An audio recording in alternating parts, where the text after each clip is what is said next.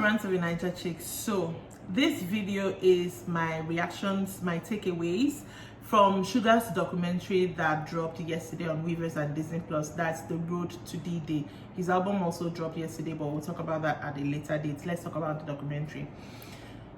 I loved it. If you're here, you do not know who I'm speaking about. SUGA, aka Augusti, aka Min Yoongi, is a member of the biggest boy band, the biggest band in the world, BTS. Look him up, look them up, and he dropped a documentary and his first official solo album.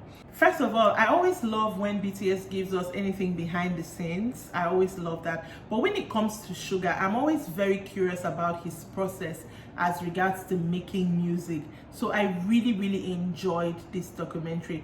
The high point for me for this documentary was seeing him in the place where they shot in the soup too, making Hegum. Like knowing that when they were shooting in the soup too in 2020, he was making Hegum, which we have now seen and received. And oh my God, like I said, we'll talk about that another time. I really love seeing that. I really also love seeing him meeting all these people and them connecting. Here is why. So he met Steve Aiko, and obviously there's an interpreter between them, and it doesn't still stop the flow. Like I feel like when it comes to music, it's so universal that even though we don't speak the same language, we can flow. And then he met with Anderson .Paak as well. The same thing. We saw them later in the documentary making music, and I'm like, it warmed my heart so much. And then he met with Halsey. I really loved the bonding moment they had with Halsey. Halsey did his hair, and like that to me felt like, I love when they have friendships like that feel real and feel genuine. But the one that really made me emotional was him meeting with the late Japanese composer. I cannot pronounce his name and I do not want to murder it, but we all know who I'm speaking of. That was so emotional. Like that scene was so, it was calm, but you could not underestimate the importance of the moment. And SUGA, from his entire demeanor, you could see that, oh, this is someone, I mean, that is his mentor, that's someone who he has looked up to. He even said it later at the, I think still in the documentary, that though he sees himself, no, not in the documentary, in another thing, that he sees himself going the way of him, like composing music, doing more instrumentals and stuff like that. But that meeting, again, he's Japanese, SUGA is Korean, but language was not a barrier. You could see them understanding themselves through the music. The point I really liked the most was when he got up, he played the piano, that's his instrument for him, and then SUGA played something for him as well, and the way he was just watching SUGA. I am so glad that SUGA got to meet that man before he died. That was such a moment. Like I can just tell that meeting would stay in his mind for a very long time. And then all the live performances in between the documentary, he performed Polar Night, Dejeta, People Part 2, Snooze, and Hegum, of course.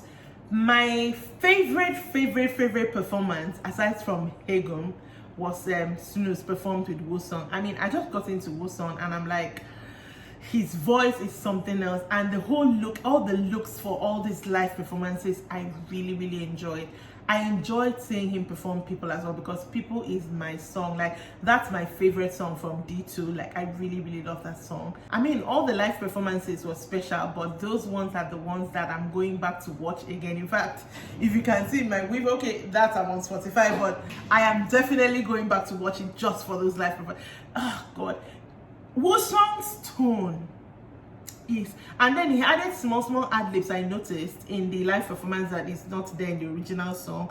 But my God, I really love that. I was eating it up. I don't want to make this video very long because I cannot play clips of this documentary anyways.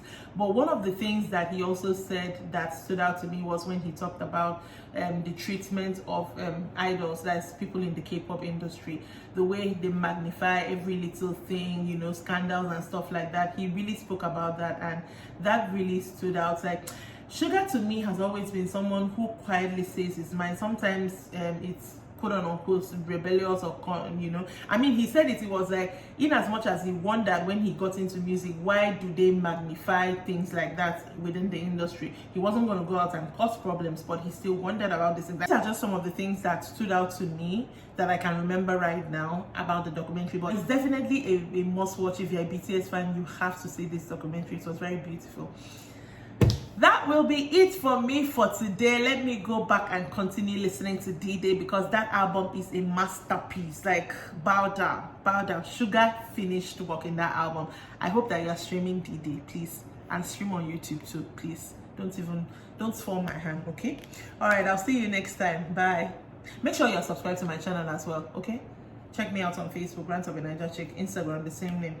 Okay? See you, bye.